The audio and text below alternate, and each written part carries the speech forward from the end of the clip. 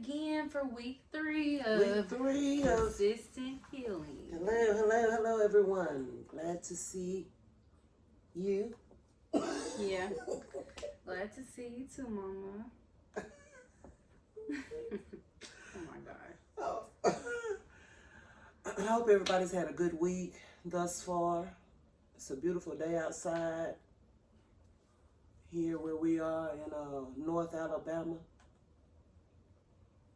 And don't give up on yourself. Yeah. Stay hopeful.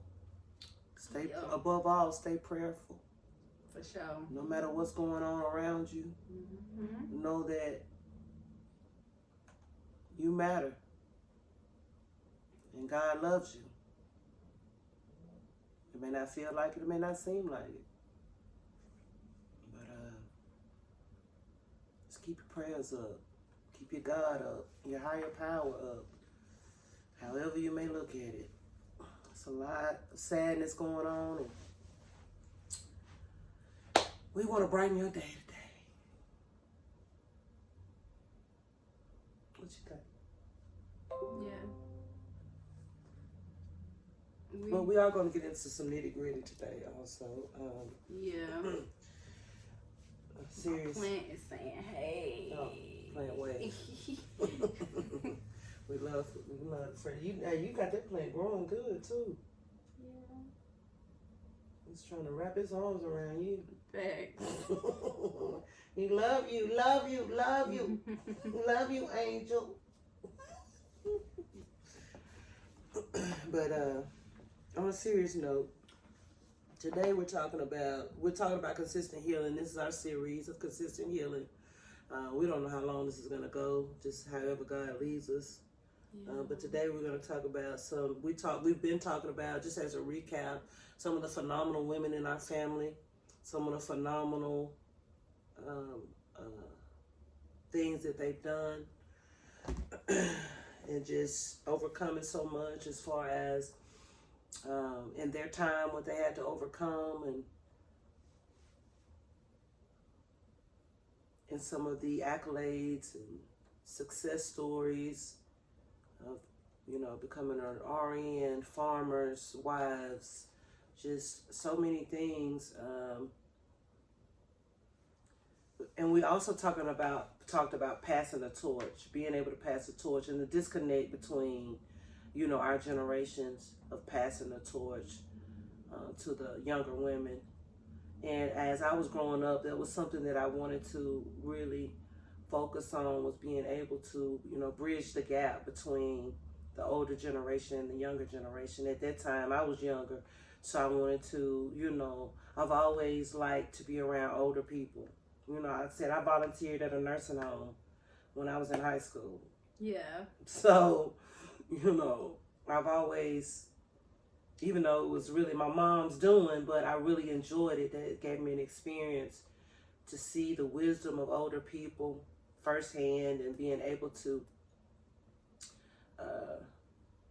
just resonate with all the things that older people have to go through. So my mission in life was to bridge the gap between generations. But in order to bridge that gap, we have to address some of the things that may have happened to us in our childhood that may have traumatized us, and now we're having to heal from it. Yeah. And so without me going into too much detail, as far as some of the things, but I mean, one of the big barriers I think in our family was just communication overall. Yeah. When my parents had me, they were very overprotective. I don't really know the full reason why. I didn't get to experience my grandparents on a level. I did, but it was just under such constraints and restrictions from what my grandmother told me, that I hardly got to really, as young, got to visit them. Now, as I got a little older, in my teen years, I got to go more often because I was living with my dad. And so he would have them, keep me, and while he worked sometimes, so he was having to kind of balance that life.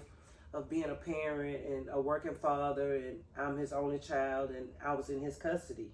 Right. For reasons you can, only imagine. Okay, I've discussed it before, but I'm not gonna really go into hard detail here because it's still, it's still kind of an unhealed situation fully, and so fully resolved. So I don't want to really make any bad terms, But my truth is my truth, and my truth is that the communication was a big,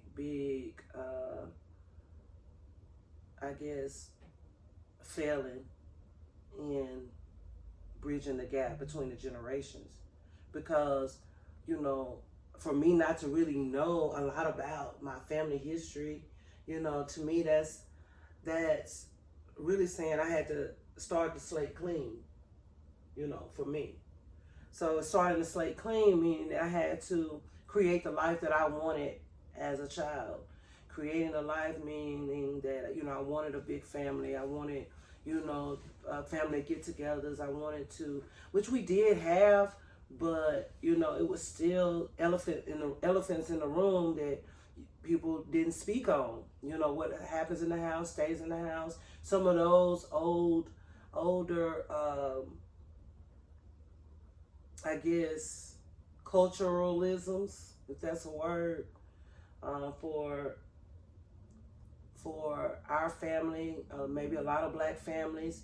If you can comment below on, some of the generational things that you heard when you was growing up that may not be so effective for you now. I hear a lot of younger people saying that the way they grew up was very ineffective, Yeah. And so now they're looking at a whole new way of life, which to the older generation is kind of disrespectful. I grew up in a time where I couldn't talk back to my parents. It didn't matter what they said, what I thought was right, what I thought was wrong. And that may have been a good thing. It may have been a bad thing. I didn't have an opinion because I didn't pay no bills. And so as I was bringing my children up in that same type of mindset, because I had to work very hard as pretty much a single parent, in that same mindset, I'm finding now that, that was almost like it was not good. Like if you talk back to me, that could be like the worst thing that you can do to me. Because like I'm trying to, tell you something, it don't matter how harsh it was, because our parents they might cuss us out. Our grandparents not my grandparents specifically, but I know grandparents use profanity pretty profoundly, very colorfully. And I think I turned out, decent.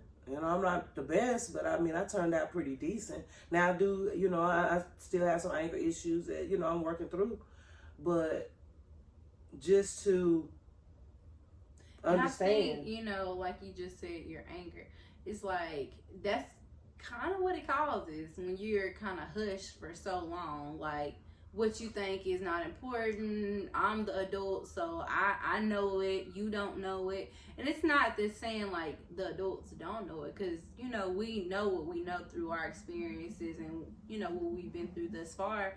But, when you constantly hushing a person up, whether it's a child or not, you constantly telling them like their thoughts, their opinions, their world isn't important, it kind of creates anger, people pleasing people. Yeah. Like, why is my voice not important? Why is what I got to say, what I think is not, important? Because they're just literally younger humans trying to figure it out too. Like they just Why? And that's understandable, but y'all gotta understand too that hey, we didn't like it ain't. It's like, it ain't no opinions in this world for real. If you're out here trying to, based on how we was raised, go to college, get you a career. It's now the mindset is shifted to more of an entrepreneurship mindset, to more of a, like I said, it's a different generation. So 52, a different generation, and so But in order to bridge the gap, like, it's still some old values that are important. Yeah, Like, yeah. The way you speak and the way you know, handle yourself, you know, definitely is important. You know, just don't be going around disrespecting everybody. But if you genuinely don't understand, then you should not be afraid to ask somebody or be afraid to, you know, speak and say, well, why is it that, you know, why isn't that right? Or why can't I ask that question? Or, you know, why, you know, just trying to gain understanding. Now, everybody don't know, like you said, communication is a big thing. You know, how are they going to learn how to talk to people, express their thoughts and feelings and dreams if they're not able to do it at home? Yeah. Yeah. I mean, it's one thing that, I mean, I get you, express your dreams. That's, you know, that's great. But when it comes to a time of chastisement and a time of, you know, hey, this is what it said, this is what it is, this is what the rules are, then, you know, it's for, I didn't grow up with an opinion. Right. In my opinion, it's like, it didn't matter. You can get slapped for an opinion. Okay? Right. Like a wrong look can get you knocked into next week. I definitely understand. And that was the term. I will knock you into next week. I definitely understand boundaries. Like, have boundaries for sure. You know, everybody should. And that's just teaching your child, like, okay, I don't like when you talk to me like this. And then they might be like, you know, like Nala, she's like, Mommy, I don't like when you yell at me. Yeah. I just don't like that.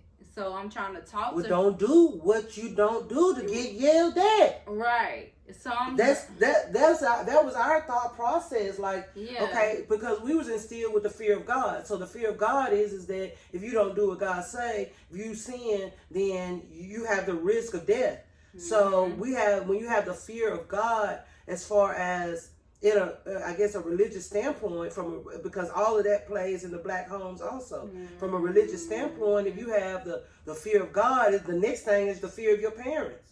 And and the fear is more of a reverence, is what I'm saying, is what is lacking now. Younger people do not have a reverence for older people. They just think, I'm a person, you a person, let's go toe to toe, what it is.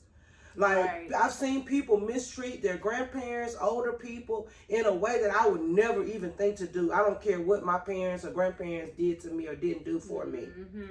I've seen people talk to their grandparents in a way that I would never do. I don't care what she says. I don't care what she calls me, what she is. My grandparents used to be like, you get fat. And that used to burn me up. Like, well, what? You ain't looking too slim yourself, Granny. You ain't looking a little chunky yourself. You know, but there's no way in the world I'd be like, Greg, like, no, I can't, you know, I just be like, yeah, I'm working on it. I'm working on it. If even if I'm not, just have to have a way in which the reverence for older people that's been through so much, because we are, like we said last time, is we're doing the best we can in what we know. So as black families come through the generations from slavery for the Americans, African American black family, you know, some of those things of survival is that it's just being passed on.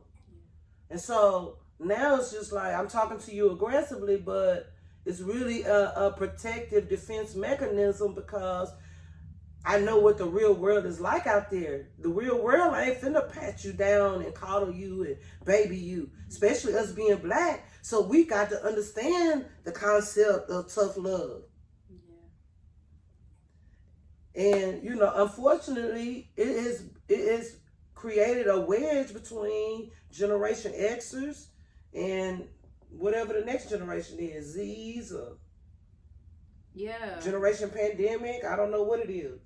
And what's like you said, I'm barely a millennial. Millennial, yeah. So and just right at the edge of being a millennial and a generation, Gen Z, I believe. Okay. That's what they say. So Gen Z, what's next after that? You know, so some of those old school values of But I understand what you're saying. You know, having those conversations. But like the whole point of the conversation is, you know, we talking about generational curses. Yeah. And what do we feel like our family was plagued with? And communication is a big thing because we didn't have that open communication to where we can discuss how we're feeling, what we're thinking, and which that ultimately brings you closer. Yeah.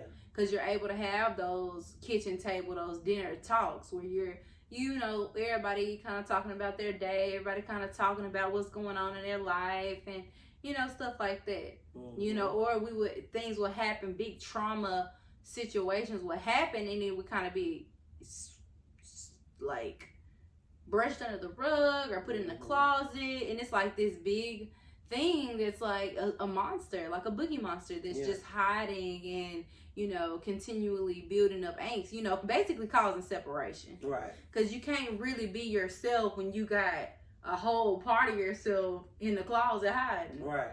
So, especially with your family, your people who are kin to you, people you love, people that mean the most to you. And you're ultimately supposed to build with. Right.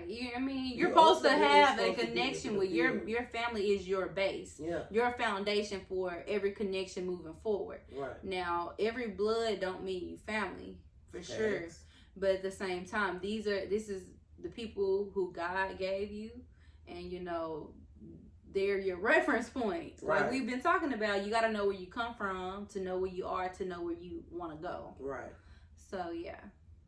So hopefully what these conversations are doing is going to open up more conversations amongst other families to be able to resolve some of the things. This is not to like point fingers at who did what and didn't do or how, but it is just to resolve, to have some sort of resolve to move forward, because we are going to have to get back to our family base.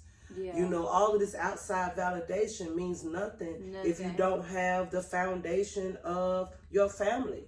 Exactly. The family base, to know where you come from so you can have a prosperous, productive future. Yeah. Not to dwell on it, not to, you know. Yeah, it's not to shame. But ultimately for all shame, to be healed. For everybody to be healed, because they say when you heal 3 generations behind you and 3 generations in front of you. So it's ultimately to just heal your lineage, and that's what it's all about. Like, we're here for a short amount of time. Like, life is literally but a vapor, and we only get, you know, one opportunity to just do this. So it's like, do it, you know, speak from your heart, do what you need to do in order to be your best self, like unlocking those higher dimensions, because it's like, you want to see your family free. Right. You want to be free. Right. Mentally, spiritually, emotionally. And if you're not unlocking those doors in yourself and healing up those old wounds, then it's like you slowly bleeding, and it's stopping you from really connecting with people you love, and it's stopping you from really being the person you want to be. Exactly. You know, so it's like the work ain't easy. Because you ain't free. Yeah, but you're not free. You're not free. You're not free if you're not able to address or move past those wounds. Exactly. You walking around wounded, you getting triggered. Me and my sister was talking about on our wall, we was just saying, like, it's not like when you're saying you so mad, ain't nobody making you mad, it's your triggers. Right. Like, your triggers are making you mad, and you can't constantly blame a person. Like, we're just living in a mirrorverse. Yeah. So whatever you're feeling or however somebody else makes you feel or make you think, you know, that's a reflection of you. Yeah. Like, if that person makes me so mad, that's a reflection of you. Now, it just make you think, like, why is this happening to me? You know, some things happening, like, why is this happening to me? But it's like, why ain't it happening to you? You know, God gonna test us to see who we really are, see if we really righteous, see if we really about this life. You know, are you gonna grow in this moment, or are you gonna go back to your old ways and your old habits and, you know, things that are just natural to you? Like this morning, I was just feeling emotional, and I was just like, ooh, I want to go to Burger King, get me some of those cinnamon sticks, just my comfort food. And I'm like, girl, you finna sit here and eat that greasy stuff. This gonna be mad when you get through. Yeah, gonna be mad. Just gonna be No, deal with your emotions. How are you feeling? Why are you feeling the way you're feeling? Like, what's really wrong with you? So I just talked myself through it and was like, I don't even want it no more. Yeah. Like, I don't even want that stuff anymore. That's not good for my body. That greasy stuff that's just going to weigh me down mentally, spiritually, emotionally, and just going back in that cycle. Mm-hmm. Like, you have to change the cycle. And that's what we're doing with these conversations, is changing the cycle on which we're used to operating. Right. Constantly, week by week, growing. Effective communication. Yeah. We healing up. All that, me yelling at you, and this is what it is. I'm your. I mean, Yeah. It's healing that communication sector in which we want to see in our life and moving forward with the people we love. We want to have those conversations that mean something. Yeah. We want to use our words to uplift and empower versus tear down or to control or to manipulate or anything like that. Cool. And another thing too, and if you can't do that at this time because the pain is so deep, then we have to if you can't do it at this time because maybe the pain is so deep, find a trusted person that you can confide in. A trusted person that you can confide in, therapist, pastor, lady pastor, so whoever, your sponsor, whoever your mentor, your coach, somebody that you can confide in an effective way. And when somebody confides with you, in you, to you, don't just dismiss them as, being whatever you may be, whatever you're processing. Mm-hmm. Validate and understand, because at the end of the day, everybody wants understanding and everybody wants love unconditionally. Yeah. And so in order for us to come out of this stigma of shame, then we have to understand each other's viewpoint and perspective. And just holding space is just a good thing. Like, if you have a friend or somebody that comes to you, don't be so quick to try to fix it or give them a solution or give them your thoughts and your perception on what they may be going through. Just hold space for them and allow them to process, what they're going through, and really, just be there. Yeah. Sometimes people just need you to just be there and to just listen. Versus trying to fix. Right. And ultimately, we all on a journey to being our best selves, you know. And I was talking about this earlier. It seems like spirituality and things of that nature is just so trendy right now. Mm-hmm. It's so like on the up and up, the number, synchronicities and all the things that people think is some type of competition of who can be the most healed. Mm-hmm. When healing is just a pathway, like it's like a highway. Everybody's basically in their own lane, and you can't really get no further than the next person. Like, that's their personal journey, and everybody's going to deal with the things they need to deal with when they need to deal with them. Right. And it's no competition on who can be more spiritual or more positive or more whatever the thing is, have the tools or not have the tools. The smoke and mirrors is basically what it is. That's what it is. It's like, no, when you're just being yourself, when you're just living in your most authentic truth, like, there's enough room on this earth for everybody. Like, social media and things like that will have you thinking like only one person can be this, that, or no. It's like, it's so much room for everybody to be themselves. Like, God is so big that you know what I'm saying? Like, God be big. Yeah, God is so big. She can handle all our personalities, all of our different modes, negative, positive, all of the things, and we can all be very successful. We all are here to serve a purpose on this earth. And once we get into that mentality versus like, I'm that girl, I'm that, yes, you are that girl in your own way. Right. And you have your unique fingerprint, your unique flower. Like, no two blades of grass are the same. So just know that you have your way of shining. Yes. Thank you for that. I mean, we really can end it on that because God created us all with our own distinct fingerprint. That was so good. And nobody else has your fingerprint but you. So he's designed each and every one of us individually in order to be a collective union. Yeah. Of course, it may not, you know, in a perfect world, we would be all a collective union. But that doesn't mean that you're doing your thing, I'm doing my thing, that we're both not healing. Exactly. It just means that you have your way and I have my way. Exactly. And hopefully one day we'll pass ways and we'll be able to... If you're meant to align, I mean, we can definitely get into that one day, like on how, you know, some things are just not in alignment for your journey, and how we have to learn how to let certain things go and how to let certain people go and how to let certain situations go versus holding on to the woulda, coulda, shoulda, as you would say, you know, because that's just unrealistic. Like, you know, you cross paths with people for a reason. You know, I would say, like, in my life, I have had so many people that I'm temporarily close with that, you know, they needed me for that season or I needed them for that season, you know, especially when it comes to healing through traumas. Like, I've always been that person, and I'm like, you know, we was cool for a minute, now we're not, you know, if I see you, hey, how you doing, and that's that. And it's been so many people like that, and I used to think something was wrong with me, like, there's gotta be something wrong with me, but I'm like, the only thing, I've been the same, you know.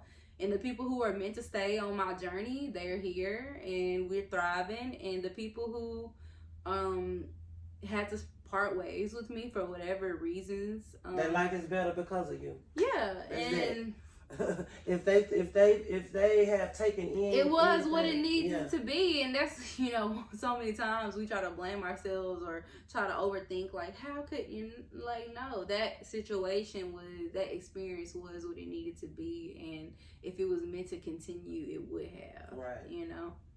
Good point.